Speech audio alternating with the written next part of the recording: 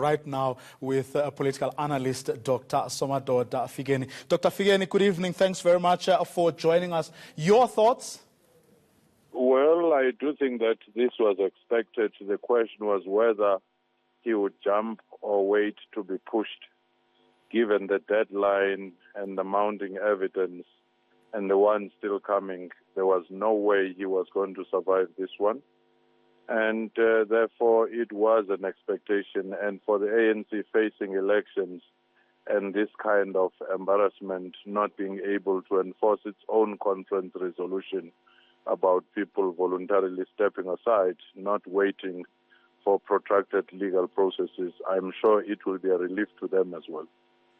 Well, if we consider some of the statements that he has made over the past couple of days, the things that he has told people, but also how people like Jacob Zuma have behaved since leaving office, is it safe to perhaps assume that this is an involuntary retreat on his part, but only to return a little later with perhaps a lot more vengeance? Well, I do think that it's involuntary. His statements do indicate that he was not prepared or willing to go. But the evidence pointed otherwise, and you still have the Zondo Commission coming. And as to whether he can still make a comeback, it's really questionable at this stage in the manner of coming back with vengeance, because some of the leaders, like Malusi Gigaba, still have to face the mountain of legal challenges arising from the state capture and many other things that are coming. So those will keep them weakened politically for some time. And it will take a very careful planning and even a political sabbatical for him to recover and come back stronger. But then the army of, ANC, senior ANC cadres who are obviously aggrieved because of the position that they are finding themselves in right now on the back of this cleanup.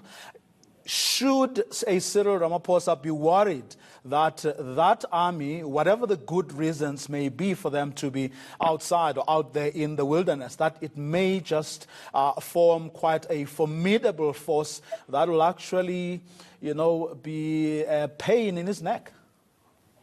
Certainly, he has to be worried when he has have such a razor-thin margin. But the key thing here is that the legal processes are on his side. They might do what he may not be able to do on his own. And it is for that reason that you see that he has effectively used results and recommendations of commissions and some legal processes from the Chapter 9 institutions, some investigations of corporate entities of the state or state-owned companies. All those, I think, has been a strategy for him to wait, bide his time, and say, I did it, but I was actually forced by the law as well. But if you look then back at the time when Thabo Mbeki, for example, was at the helm of the ANC, he didn't have that narrow margin that a Cyril Ramaphosa won by at Nasreka in December. He also had, the might of the state behind him as the sitting heads of state. But over time, the group that really wanted, that was aggrieved, dealt with him, and at the end of it, in Polokwane, they won. Can't we see a repeat of that? Well, not immediately. At this stage, remember that most of the leaders who are fingered in the legal processes, which may go for years, are the very people that we are looking at to make a comeback. It would either take a rupture within the ANC, or if they capture the ANC in any future elections, then ANC may be unlikely to be in government again because of the reputational challenges that they are facing. It's almost difficult to have so many allegations against you, so many legal challenges, and think you can take over the leadership of a party and go to an open election and win. But from what you have seen from Cyril Ramaphosa's camp, are we seeing a group of people who are able to take advantage of the victories that they have been able to secure since December, and with that, make sure that whatever space they occupy, they won't be in a position to be taken back as another step or two? Well, consolidation takes some time, but you have seen a lot of that. Even when the president was choosing cabinet, he may have made concessions, but when it came to the economic cluster, he seemed to have asserted himself there. So you might see some of those in the boards, you may see some of those in different spaces, and at the same time, he has to do the balancing act of not gloating, because he still needs ANC united going to elections. Well, we know who is in charge or running the ANC on a day-to-day basis, and as well as his deputy. So what does that then do for the ANC now as the party outside of government and outside of parastatals that you have just alluded to? Well, I do think that it does compromise the ANC in many ways, but at the same time, that he has been so brazen in his effort to launch an ANC within an ANC opposing the current leadership, and the mistakes he has made along the way, including the meeting with former President Jacob Zuma, that too might have weakened him, and some of the resolutions are constraining his movement.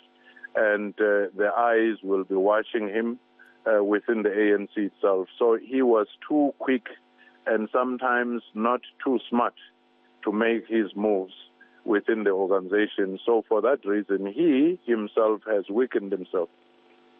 But does that mean necessarily that an Ace Magashule and a Jesse Duarte, for that matter, would take this lying low? What are the chances or possibilities of them being this sort of foundation, if you like, within the ANC of that fight back by people who were opposed to Cyril Ramaphosa in any event?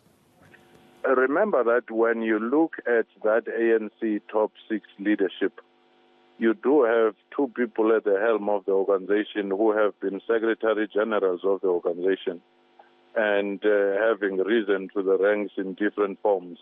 So they will know very well the machinations of the entities. But also what counts is how the provinces are aligned with their secretary generals, because if there was to be any damage made, it would be the administrative one. But if they find the provinces tilting towards the new men at the helm, it might be very difficult for the national office to have anything underhanded. But then, I mean, if one listens to a Barbara Hogan speaking at the state capture inquiry, you do see that, for example, there would definitely have been times when the president of the ANC would want something like very specific, and even though the party or that person who is the Secretary General may have a different view, they would be forced in certain instances to actually toe the line, so to speak. Is that what you believe may just happen? It may happen for a number of reasons. One, the mutual suspicion and the actual evidence of what happened in the Durban meeting may actually make the president to say, I am justified in doing so, precisely because of what happened. And therefore, you might have him, by default, having more discretionary powers because the Secretary General seemed to have almost compromised himself by having these meetings, which are seen to be factional meetings.